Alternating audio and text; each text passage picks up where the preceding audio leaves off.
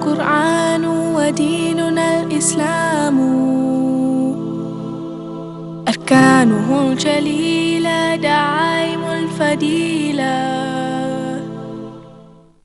وَلَقَدْ يَسَّرْنَا الْقُرْآنَ لِلذِّكْرِ فَهَلْ مِن مُدَّكِرٍ، اور بے شک ہم نے آسان کیا قرآن نصیحت کو، پھر ہے کوئی نصیحت پکڑنے والا؟ Our guide is the Quran, our religion is Islam. 5 noble pillars upholding what is virtuous. To make the testimony is the base of the faith, and the fast and the prayer, the pilgrimage and charity. سورۃ الرعد جو ہے ایک بہت ہی عجیب و غریب سورت ہے.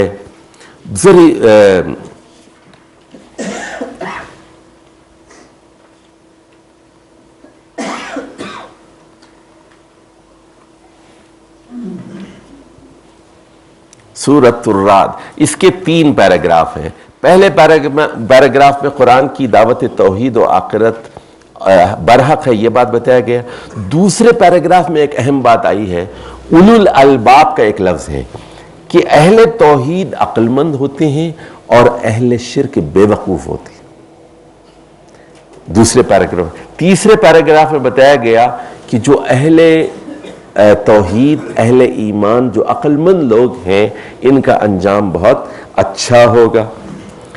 اچھا، ایک اور بات بتاؤں، یہ سورت جو ہے بلاغت کا شاہکار ہے.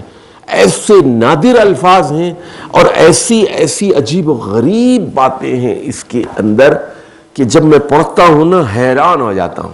میں چند ایک نمونے میں آپ کو بتاتا ہوں. آپ کو اس میں فرمایا اللہ یعلم ما تحمل کل انثی وما تغیض الارحام وما تزداد. اللہ جانتا ہے کہ ہر مادہ کے پیٹ میں کیا ہے. یہ نہیں فرمایا ہر عورت کے پیٹ میں کیا ہے. کیا فرمایا؟ ہر مادہ کے پیٹ میں کیا ہے. یعنی ہتنی کے پیٹ میں کیا ہے، بکری کے پیٹ میں کیا ہے، عورت کے پیٹ میں کیا ہے، گائے کے پیٹ میں کیا ہے، ہر ایک کے پیٹ میں کیا ہے. اس کے بعد فرمایا وما تغیض الارحام وما تزداد.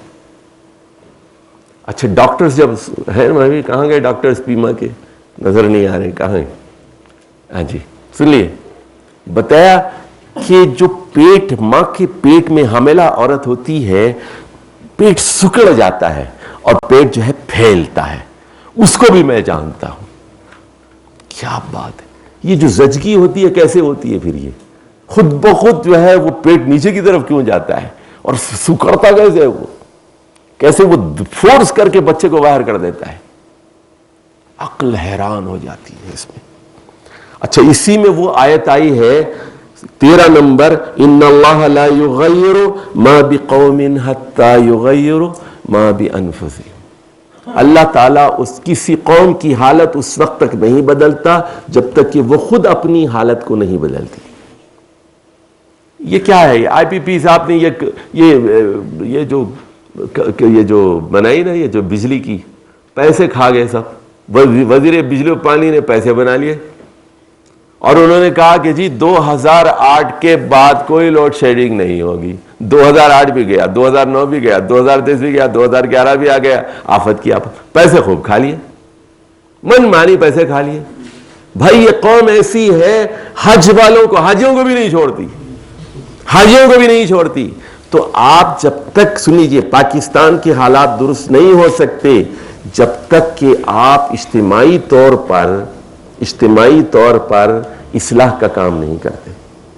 اور اس کے لیے کرنا یہ پڑے گا کہ 100-200 جو بڑے جو چور ہیں نا، 200 چور، ان کو پھانسی پہ لٹکانا پڑے گا. جب تک پاکستان کے 200 بڑے چوروں کو نہیں لٹکایا جائے گا، یہاں ریڈیکل چینجز کی ضرورت ہے. اس کے بغیر یہاں پر کوئی تبدیلی نہیں آ سکتی، میں بتا دوں. اور یہ جو لوگ کر رہے ہیں نا، یہ پولیس کو مار رہے ہیں، فوج کو مار رہے ہیں. غریب سپاہی کا کیا قصور ہے یار؟ غریب سپاہی وہ رشوت بھی لیتا ہے تو کتنے لیتا ہے؟ 100 روپے لیتا ہے. بغیر لائسنس کے کوئی موٹر سائیکل پہ جا رہا ہے تو 10 روپے 20 روپے لیتا ہے نا.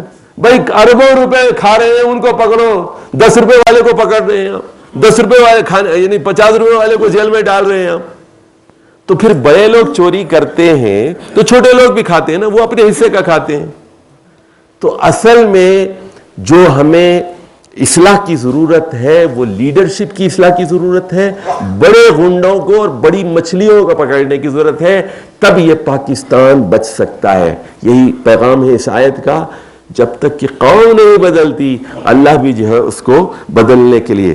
اس کے بعد جو ہے یہاں پر ایک اور بڑی جو ہے خوبصورت بات بتائی گئی. ویسے تو دل تو چاہتا ہے کہ بہت ساری باتیں ہیں اس میں بتاؤں, لیکن اب ہمارے پاس اتنا وقت نہیں ہے. ایک اور چیز جو بتائی گئی ہے اس میں کہ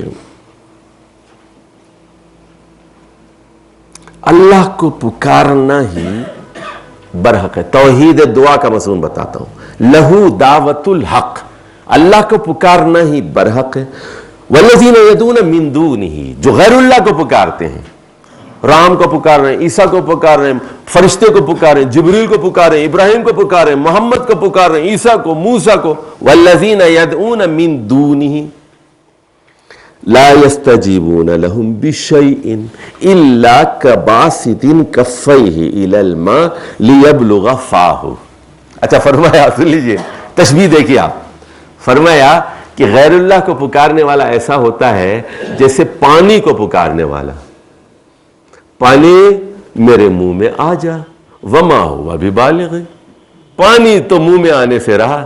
ہاں البتہ لڈو جلیبی کے نام سے آ سکتا ہے پانی آپ کو, لیکن ویسے پانی منہ میں آ نہیں سکتا آپ کی. اچھا پانی سن لیجئے, پانی کیا سنتا ہے؟ پانی کے کیا کان ہیں؟ آپ پانی سے بات کریں, پانی میرے منہ میں آ جا, پانی آپ کے منہ میں آئے گا؟ تو فرمایا کہ کافر سے آپ جو ہے یعنی من دون اللہ سے, یعنی آپ چاند سے کہہ رہے ہیں کہ میرے خدا مان رہے ہیں, گائے کو خدا مان رہے ہیں, جبریل کو خدا مان رہے ہیں, نبی کو خدا مان رہے ہیں, ولی کو خدا مان رہے ہیں, ان سے دعائیں کر رہے ہیں, تو ان کو پکارنا, غیر اللہ سے دعا کرنا پانی سے دعا کرنے کے مترادف ہے. پانی آپ کے منہ میں نہیں آیا. فرمایا وما دعاء الکافرین الا فی ضلال, کافروں کی دعائیں بھٹکتی رہتی ہیں, یہ منزل مقصود پہ نہیں جاتی ہیں. یعنی آپ کہتے ہیں جبریل میری مدد کرو, جبریل کچھ مدد نہیں کر سکتے, بے بس ہے. آپ کہتے ہیں ابراہیم علیہ السلام ہماری مدد کرو, آپ کہتے ہیں اللہ کے رسول صلی اللہ علیہ وسلم ہماری مدد کرو, وہ آپ کی مدد نہیں کر سکتے, آپ کی وہ نہیں کر سکتے آپ کی مدد. تو وہ دعا رسول کریم صلی اللہ علیہ وسلم تک جاتی ہی نہیں, وہ دعا حضرت ابراہیم تک نہیں جاتی, جبریل تک نہیں جاتی, ادھر ادھر بھٹکتی رہتی. وما دعاء الکافرین الا فی ضلال. اچھا جی, اب یہ جو عقل مند لوگ ہیں ان لوگوں کی کچھ باتیں بتائی گئیں کہ وہ والذین صبروا ابتغاء وجہ ربہم, وہ اللہ کی خوشنودی کے حصول کے لیے صبر کرتے ہیں, نماز قائم کرتے ہیں, دن رات خرچ کرتے ہیں, چھپا کر کے اور دکھا کے اور چھپا کے خرچ کرتے ہیں وہ. اور ایک بات ضمنی بتا دوں, آخری عشرے میں نبی کریم صلی اللہ علیہ وسلم اتنے فیاض ہو جاتے تھے, حدیث میں آتا ہے کان اجود من الریح المرسلہ, تیز آندھی سے بھی زیادہ آخری عشرے میں فیاض ہو جاتے تھے, لٹاتے تھے دولت. آخری عشرہ انفاق کم عشرہ ہے, یہ خوب پیسے دو, غریبوں کو دو, مسکینوں کو دو, رشتہ داروں کو دو, زکوٰۃ دو, زکوٰۃ کے علاوہ دو, جتنا خرچ کر سکتے ہیں خرچ کرو. چلیے جی, اور اسی میں وہ آیت بھی ہے کہ الذین آمنوا وتطمئن قلوبہم بذکر اللہ, اہل ایمان جو عقل مند ہوتے ہیں وہ ایمان لانے کے بعد ان کے دل اللہ کے ذکر سے مطمئن ہو جاتے ہیں. اور فرمایا الا بذکر اللہ تطمئن القلوب, اللہ کے ذکر سے اطمینان نصیب ہوتا ہے. اچھا یہ بتائیے, آپ لوگ اتنے اب 3 دن ہو گئے اعتکاف کے, آپ کو کچھ سکون قلب مل رہا ہے؟